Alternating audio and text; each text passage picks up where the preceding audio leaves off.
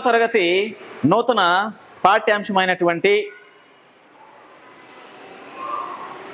ఆ యొక్క పాఠ్యాంశంలో నుండి ప్రత్యక్ష దైవాలు అనేటటువంటి లెసన్ మనము ఈరోజు చెప్పుకోబోతూ ఉన్నాము. ఈ ప్రత్యక్ష దైవాలు అనేటటువంటి పాఠ్యాంశాన్ని రచించినటువంటి కవి ఎర్రన. ఈయన కవిత్రయంలో మూడవ వాడు. మొదటి వారు నన్నయ తిక్కన, ఈయన మూడవ వారు. ఈయన 14వ శతాబ్దానికి చెందినటువంటి కవి. ఈయన యొక్క తల్లిదండ్రులు పోతమ్మ సూరనులు. ఈయన రచించినటువంటి రచనలు హరివంశము, నృసింహ పురాణము, మహాభారతంలోని అరణ్య పర్వశేషము రచించడం ఈయన జరిగింది. మహాభారతంలో అరణ్య పర్వశేషంలో నుండి ఈ పద్యము, ఈ యొక్క పాఠ్యాంశము స్వీకరించబడింది. ఈయన యొక్క బిరుదులు ప్రబంధ పరమేశ్వరుడు, శంభుదాసుడు అనేటటువంటి బిరుదులు ఉన్నాయి. ఈయనకి అద్దంకిని రాజధానిగా చేసుకొని పరిపాలించినటువంటి ప్రోలయ వేమారెడ్డి ఆస్థానంలో ఈయన కవిగా ఉండడం జరిగింది. అయితే ఈయన రచించినటువంటి ఈ ప్రత్యక్ష దైవాలు అనేటటువంటి పాఠ్యాంశం యొక్క ఉద్దేశం ఏంటంటే, లోకంలో ఉండేటటువంటి ధర్మాలన్నింటిలో కల్లా ఉత్తమమైనటువంటి ధర్మం తల్లిదండ్రులను సేవించడమే అనని తెలియచేయడమే ఈ ప్రత్యక్ష దైవాల యొక్క పాఠ్యాంశ ఉద్దేశం. అయితే ఈ ప్రత్యక్ష దైవాలు పాఠ్యాంశం యొక్క ప్రక్రియ ఇతిహాసం, ఇవి ప్రక్రియ అనేటటువంటిది పద్య ప్రక్రియకి చెందిందా, లేకుంటే గద్య ప్రక్రియకి చెందిందా, లేదంటే గేయ ప్రక్రియకి చెందిందా అనేటటువంటిది ఈ పాఠ్యాంశం. ఇది పద్య ప్రక్రియకు చెందినటువంటి పాఠ్యాంశం. ఇతిహాసం అనగా ఈ విధంగా జరిగింది అని అర్థం. మహాభారతం, రామాయణాలు ఇతిహాసాలు. ఈ మహాభారతంలో నుండి ఈ పాఠ్యాంశం స్వీకరించబడింది.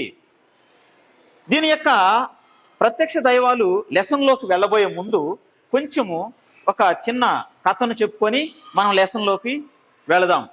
ధర్మరాజు అరణ్యవాసంలో ఉన్నప్పుడు మార్కండేయ మహర్షి కౌశికుని యొక్క గాథను తెలియజేయడం జరుగుతుంది. కౌశికుడు విద్యాభ్యాసం ముగిసిన తర్వాత కౌశికుని యొక్క గురువు చెప్తూ ఉంటాడు, కౌశిక, నువ్వు సకల విద్యలను అభ్యసించావు, ఇకన నీవు వెళ్ళి గృహస్థాశ్రమాన్ని స్వీకరించి నీ తల్లిదండ్రుల్ని బాగుగా చూసుకోమని చెప్తాడు. గృహస్థాశ్రమం అంటే నీవు ఒక ఇంటివాడివి అయి పెళ్లి చేసుకొని నీవు తల్లిదండ్రుల సేవలో నిమగ్నమవు అనని గురువు చెప్తాడు.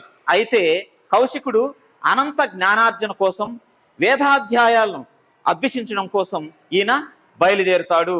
బయలుదేరి ఒక మర్రి చెట్టు కింద వేదాధ్యయనం చేస్తూ ఉన్నప్పుడు మర్రి చెట్టు మీద ఒక పక్షి అతని మీద, కౌశికుని మీద రెట్ట వేయడం జరుగుతుంది. అప్పుడు కౌశికుడు ఆ పక్షి సాయ తీక్షణంగా చూసేసరికి పక్షి బూడిదైపోతుంది.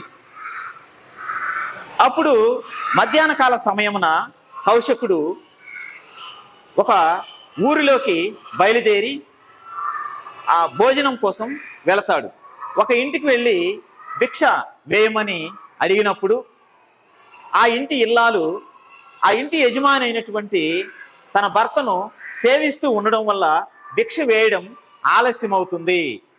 అప్పుడు ఆలస్యానికి చింతించినటువంటి కౌశికుడు ఆ ఇల్లాలు భిక్ష ఆలస్యంగా తీసుకొని వచ్చేసరికి ఆమె వైపు తీక్షణంగా చూస్తాడు. ఆమె, ఓ పుణ్యాత్ముడా, నేను మర్రి చెట్టు పైన ఉన్నటువంటి పక్షిని కాదు, కాలి బూడిద అవడానికి అనని చెప్తుంది. అప్పుడు ఆయన అక్కడి నుంచి వెళ్ళిపోవడం జరుగుతుంది. వెళ్ళిపోతూ ఉంటాడు. అప్పుడు ఆ ఇల్లాలు, నీకు ఇంకా ధర్మ సూక్ష్మాలు నువ్వు ఇంకా గ్రహించాలి. మిథిలా నగరంలో ధర్మవ్యాధుడు అనేటటువంటి ఒక ఆయన ఉంటాడు, ఆయన దగ్గరికి వెళ్ళు, అనేకమైనటువంటి ధర్మ సూక్ష్మాలు నీకు తెలియజేస్తాడు అనని ఆ ఇల్లాలు అయినటువంటి పతివ్రత పంపిస్తుంది. అప్పుడు ఈయన ధర్మవ్యాధుడి దగ్గరికి వెళ్ళడం జరుగుతుంది. అప్పుడు ధర్మవ్యాధుడు కౌశికునితోటి ఈ విధంగా అంటూ ఉంటాడు. చూడండి, ఇప్పుడు మనకి ఉత్తలమాల పద్యంతో మనకి ఈ పాఠ్యాంశం స్టార్ట్ అవుతుంది. ఎంత వృద్ధులై తమకు నీవొకరుండవ తెప్పగాంగ నత్యంత ముదంబునన్ బ్రతుకు తల్లిని తండ్రిని నుజ్జగించి నిశ్చింతుండవై సదాధ్యయనశీలత వారి అనుజ్ఞలేక ఏకాంతము ఎమ్మేయిన్ వెడలి తక్కట నీవు కరంబు క్రూరతన్. ఓ కౌశిక మహర్షి, ధర్మవ్యాధుడు కౌశిక మహర్షితో ఈ విధంగా అంటూ ఉంటాడు. ఓ కౌశిక మహర్షి, నీవు నీ తల్లిదండ్రులను నీ గురువు చెప్పినట్లు సేవించకుండా వాళ్ళు ఎంతో వృద్ధులైనా తమకు నీ ఒక్కరుండవు, నీ ఒక్కడివే వాళ్ళకి తెప్పగాంగా ఆధారమైనటువంటి వాడివి. అటువంటి వారిని నీవు అత్యంత ముదంబునన్, వాళ్ళు ఎంతో సంతోషంతో నిన్ను చూడాలని వాళ్ళు ఆశపడుతూ ఉన్నారు. అలాగా బ్రతుకు తల్లిదండ్రిని, అలాగా బ్రతికేటటువంటి ఆ తల్లిని ఆ తండ్రిని నువ్వు నుజ్జగించి అంటే వదిలివేసి నిశ్చింతుండవై, ఎటువంటి చింత లేనటువంటి వాడివై, సదాధ్యయనశీలత అనేక వేదాలను పఠించుటకు వారి అనుజ్ఞ లేక వారి అనుమతి లేకుండానే ఏకాంతం నువ్వు ఒక్కడవే ఏకాంతంగా వారిని వదిలిపెట్టేసి ఎమ్మేయిన్ వస్తూ ఉన్నావు, వారిని వదిలి ఎమ్మేయన్ వస్తూ ఉన్నావు, వెడలి వారిని వదిలేశావు అక్కట.